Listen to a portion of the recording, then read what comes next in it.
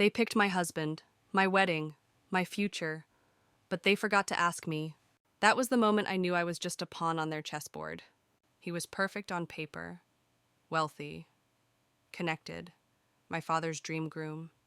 To them, he was the solution. To me, he was a sentence.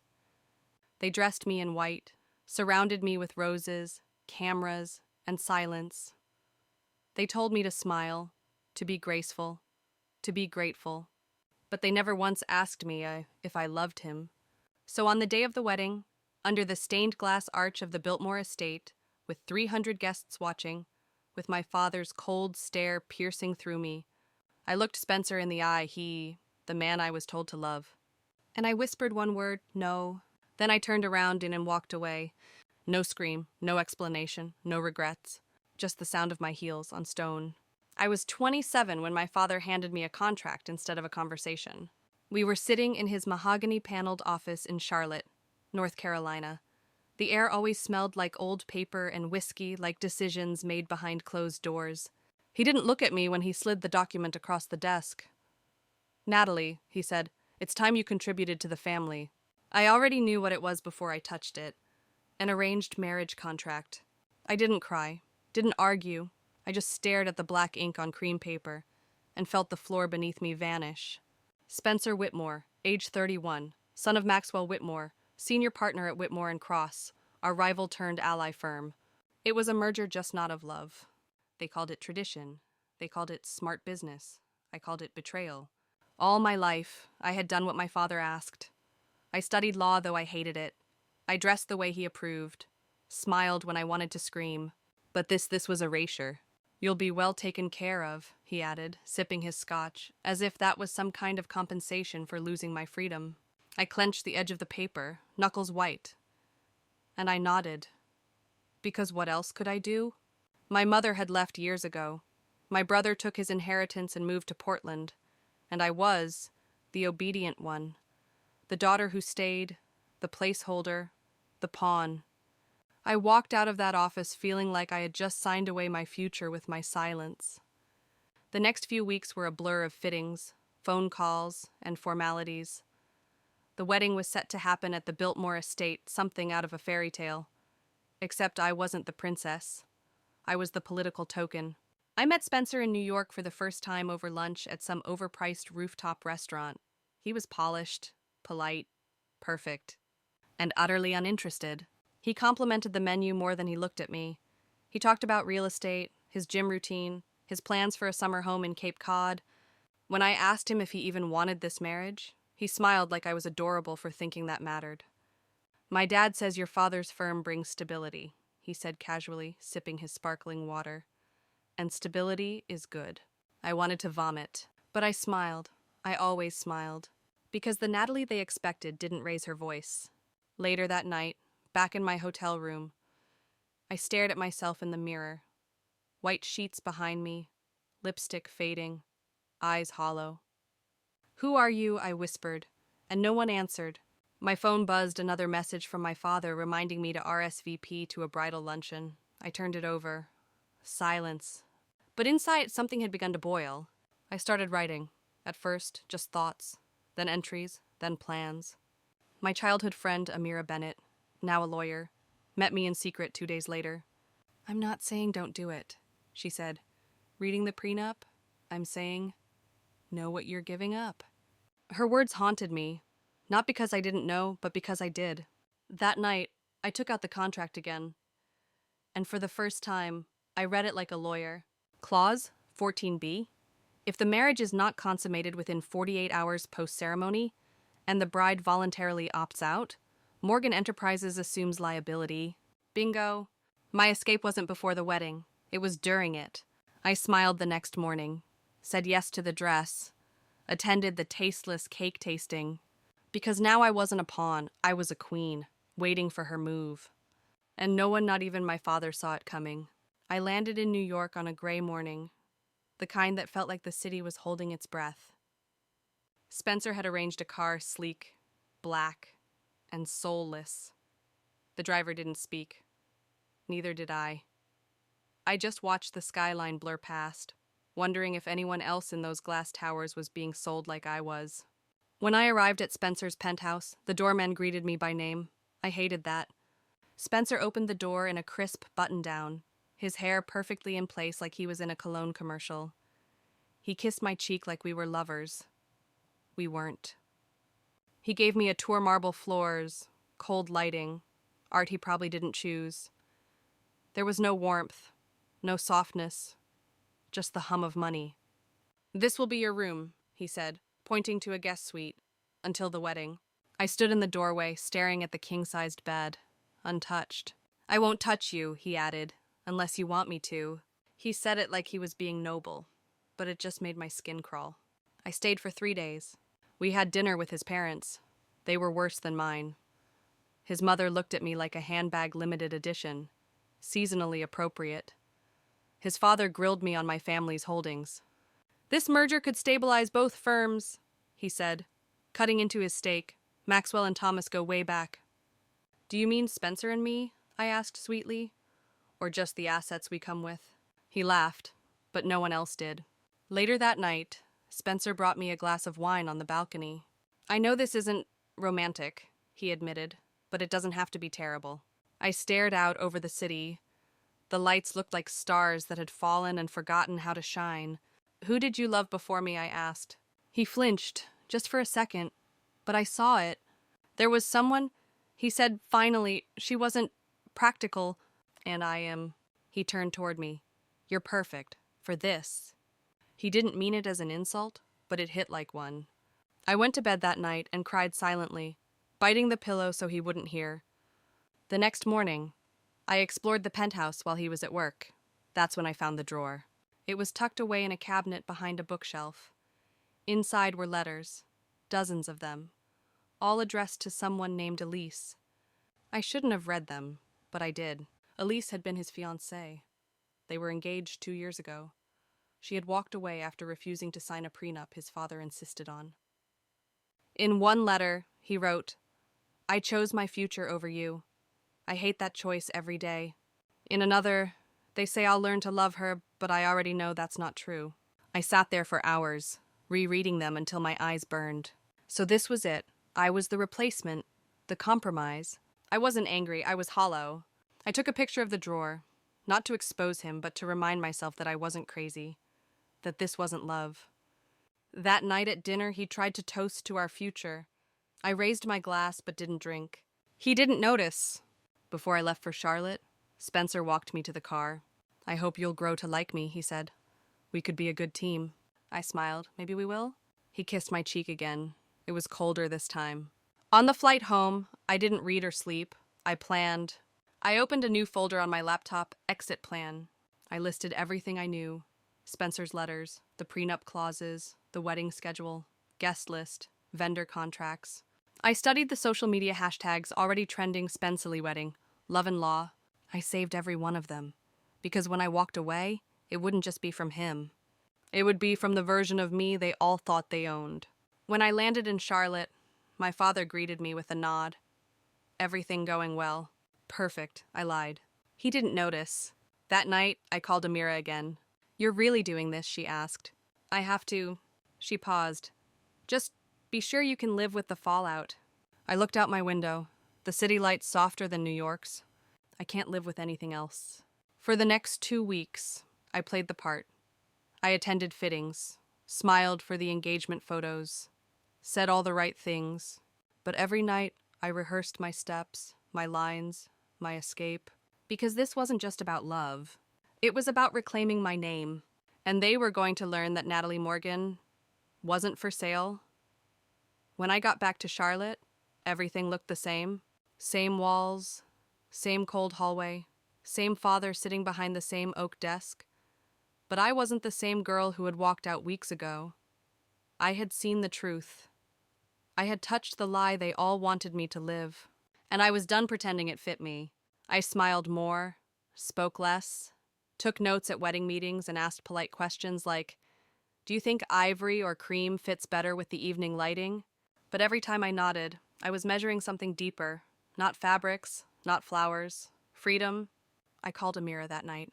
I've read the whole thing twice, she said, meaning the prenup. And you're right, she said. Clause 14b gives you an out. If the marriage isn't consummated and you withdraw voluntarily within 48 hours, all liability falls on the Morgans. I leaned against the kitchen counter and whispered, "So if I leave him, I leave it all?" "Not exactly," she said. "You just leave what was never yours to begin with." Those words, they hit different. That's when I started building it my exit. Quietly, carefully, relentlessly, I created a new email under a pseudonym, Scarlet Lane.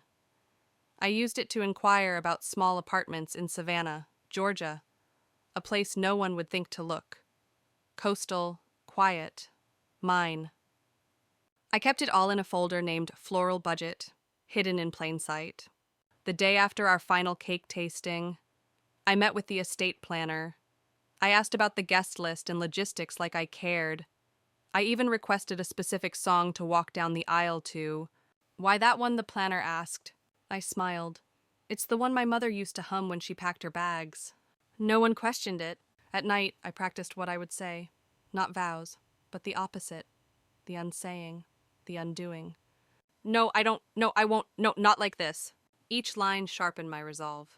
Meanwhile, social media was on fire. Photos from bridal showers, the vineyard engagement, Spencer and me looking like America's elite, hashtags dancing like confetti. I archived every post. Because when I disappeared, I wanted them to remember what they lost. 2 weeks before the wedding, I had lunch with my father. He was in rare form pleased, proud, already boasting about the merger like it was signed in blood. "You've done well, Natalie," he said, slicing into his steak. "You've finally grown into your role." I blinked slowly. "What role is that?" He didn't even look up. "The one we prepared you for. The one that makes this family stronger." I stirred my water. "And what if I wanted something different?" His fork paused in midair. "You don't." And that was the end of the conversation, but not the end of me. That night, I sat on the floor of my room, surrounded by bridal magazines and swatches. I took a red pen and started crossing out every lie. Happy bride, X. Dream wedding, X. True love, X. I circled one word in the center to free. 1 week left. I visited my old art teacher, Mrs. Lemons. She hadn't seen me since high school. "You always drew birds in cages," she said, sipping tea. "But the doors were never locked." I smiled. "I finally see that now." She gave me a small silver key on a chain. "It doesn't open anything. Except maybe you." I wore it every day after. The night before the rehearsal dinner, I printed the letter. 3 copies, one for Spencer, one for my father, one for the press. I sealed them in envelopes and packed them into my overnight bag beneath the silk robe embroidered with Mrs. Whitmore. What irony. The morning of the rehearsal, I stood in front of the mirror in my suite. My makeup was flawless. My dress was couture. My heart thunder. Amira texted, "Still time to run." I replied, "Not yet. They need to see me walk first." And they did. I walked down that practice aisle like I was in a trance. Every eye on me. Every whisper about how elegant and how perfect. But they didn't know what I had already planned. After dinner, Spencer handed me a gift, a bracelet, platinum, delicate, soulless. "For tomorrow," he said, "for us?" I nodded, "Thank you." Then I excused myself, said I had a headache. No one argued. Back in my room, I opened the window and let the mountain air fill my lungs. This was it. Tomorrow, I would put on the dress. I would walk that long stone aisle. I would stand beside a man I didn't love. And I would burn it all down with one word. I didn't feel afraid. I felt alive. Because my silence had always protected them. But my voice, it was about to protect me. The morning of the wedding felt too still. Like the world was holding its breath, waiting for something it couldn't name. I sat in the bridal suite at the Biltmore estate, staring at myself in the mirror. The makeup artist was finishing my eyeliner liquid gold shimmer, soft wings. My hair was pulled into an elegant bun with pearls woven through. I looked exactly how they wanted me to. A vision, a trophy, a flawless bride. But I didn't recognize the woman in the mirror. The planner flitted in and out, confirming everything down to the second. The flowers had arrived. The quartet was tuning their violins. The seating chart was final. Spencer's mother had sent a diamond bracelet. a family heirloom to wear down the aisle. I left it in the box. My gown hung on the hook behind me, custom-made, hand-stitched, worth more than my student loans. Amira texted me once, "You still sure?" I replied with a photo of my heels beside the letter envelopes. Always. At exactly 2:00 p.m., the planner returned. It's time to get dressed. I stood, let them zip me into the fantasy. Lace, silk, stillness. My heart was calm, too calm. Downstairs. The guests were arriving high society. Political figures, legal giants. Even influencers paid to post about the event. Hashtags were trending already. Spensily wedding Biltmore royalty. But I wasn't walking into royalty. I was walking out of a prison. At 3 more sharp, the music began.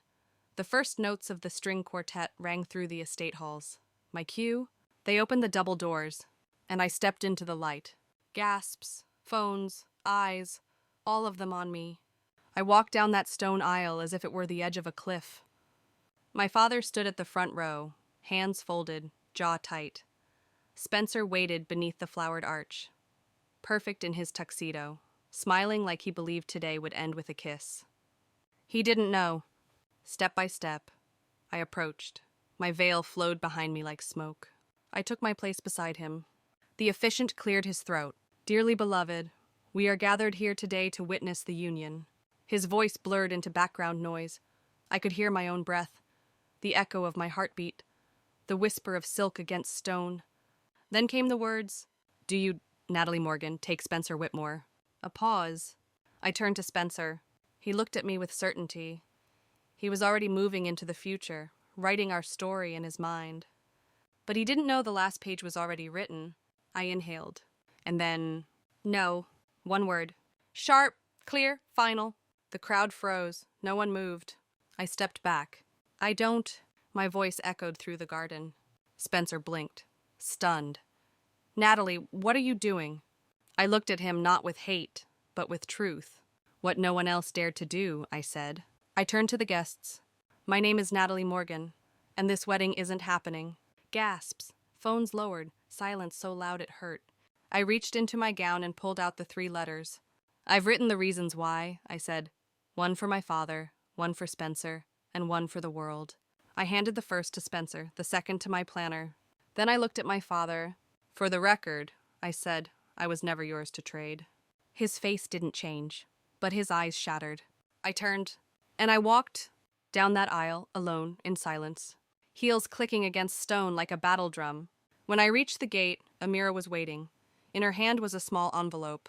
"My lease is signed," she said softly. "Savannah knows you're coming."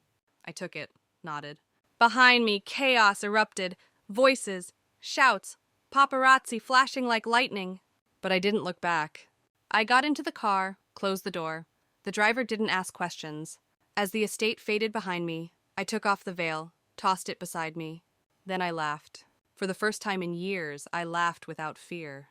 I wasn't the runaway bride. I was the woman who walked herself to freedom. And it felt like flight. It's been 1 year since I left him at the altar. 1 year since I stepped out of the life they planned for me, in heels that were supposed to carry me into submission. Instead, they carried me into freedom. I live in Savannah now. A small coastal apartment just 2 blocks from the water. It smells like salt and citrus and something softer peace. Maybe. The first few weeks were strange, quiet, too quiet. I didn't know what to do with my mornings without schedules or checklists or expectations. I burned toast, forgot laundry, spent entire afternoons watching seagulls argue on rooftops. But then I remembered something I hadn't felt in years, curiosity. I started walking, every day. Past the coffee shop on Jones Street, the old bookstore on Whitaker. I found a garden hidden behind iron gates where no one asked questions. And I began to write again. Not legal briefs, not contracts, not escape plans. Stories? Stories about girls who run, who rebuild, who burn down everything in silence and rise in color. I got a part-time job at a little flower shop called August Bloom. It paid barely enough to cover rent, but it covered something bigger. My dignity. One afternoon, I was arranging a bouquet for a nervous college girl. She kept twisting her sleeve, asking if the flowers would be too much. I smiled. "They're not too much. You're not too much." She cried, "Right there, over the daisies." That's when I realized what I wanted to build. Not a career in law, not a corporate ladder, but a place, a safe place. It started as a journal, then a blog, then an idea that wouldn't let me sleep. I called it The Altar. A cafe, a community hub, a space where women come not to be given away, but to choose themselves. We opened 6 months after that. Tiny, raw, real. The walls are filled with quotes from women who left marriages, jobs, legacies that never served them. The coffee strong, the music soft, the air honest. We host open mics, journaling nights, legal clinics for women who can't afford a lawyer to walk away safely. Every day, someone walks in with a story. And every day, I listen. I don't tell them mine unless they ask. But when they do, I don't say I was brave. I say I was late. Late to myself. A few months ago, Spencer's photo popped up on my feed. He's engaged again.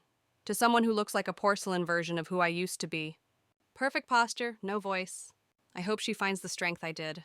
My father, he never called, but I heard through Amira that the firm collapsed after the merger fell through. Investors pulled out. Partners split. He lost everything but his name. Maybe that's justice. Or maybe it's just math. What you build on silence eventually crumbles. Amira visits often. She brings wine, and we sit on the porch, laughing like teenagers again. You really did it, she said last time. You broke the cycle. And maybe I did. But sometimes, late at night, I wonder who I would have become if I hadn't said no. Would I be living in a glass tower with cold art and colder kisses? Would I be a name on a plaque and a ghost in my own body? Maybe, but I said it. No. And that word gave me everything. I kept the dress, not to wear again, but to remember. It hangs in the back of my closet lace, silk, untouched. Sometimes I run my fingers across it, not out of regret, but reverence, because that dress never got to be a lie. It became a line in the sand, a moment where I said no more. No more being polite in the face of erasure. No more smiling through surrender. No more being chosen without choosing back. People ask me if I ever plan to marry, and I tell them the truth. Maybe someday, but only if it feels like freedom. Only if it tastes like laughter and smells like jasmine and holds me like I am whole. Until then, I have this. The sea, my cafe, my voice. And I have me. That is more than enough. Because they forced me to marry him. But I left. And I didn't just walk away from a wedding. I walked into the life they said I'd never have the courage to build. And every step since has been mine. Some days, I still wake up before sunrise. Not out of habit, but out of something deeper discipline, born in captivity. Old ghosts knock at my spine sometimes. Whispers of, you should have stayed, or you could have had more. But I've learned something sacred. Peace doesn't scream. It hums. There's a girl who comes into the altar every Thursday. Her name is Lila. She always orders the same thing, chamomile tea and honey. She never says much, just sits by the window and writes in a tiny leather notebook. Last week, she stayed behind when everyone else had gone. I was going to get married next month, she said softly. But then I heard about you. I blinked. Me. She nodded. My friend shared your story, said it went viral. The letter, the altar, everything. It gave me the permission I didn't know I was allowed to ask for. She started crying. I left him. I packed my things. I canceled the church. And I came here. I made us both tea. And we sat in silence for a while. The kind of silence that wraps around you like truth. That night, I cried too. Not because I was sad, but because I finally understood something. My story wasn't just mine. It was a matchstick. And every woman who walks into my cafe with trembling hands and questions in her throat, every one of them is a spark. We're building bonfires now. One no at a time. I don't need a mansion. I don't need a last name that sounds powerful. I need this. These moments. These women. This quiet kind of victory. The kind that doesn't demand applause, only presence. The kind that doesn't end with a kiss, but with a door left wide open. Sometimes, I sit by the sea and talk to the version of myself that almost said yes. I tell her thank you. For holding the line. For walking alone. For walking away. She smiles back at me in the wind. And together, we keep walking.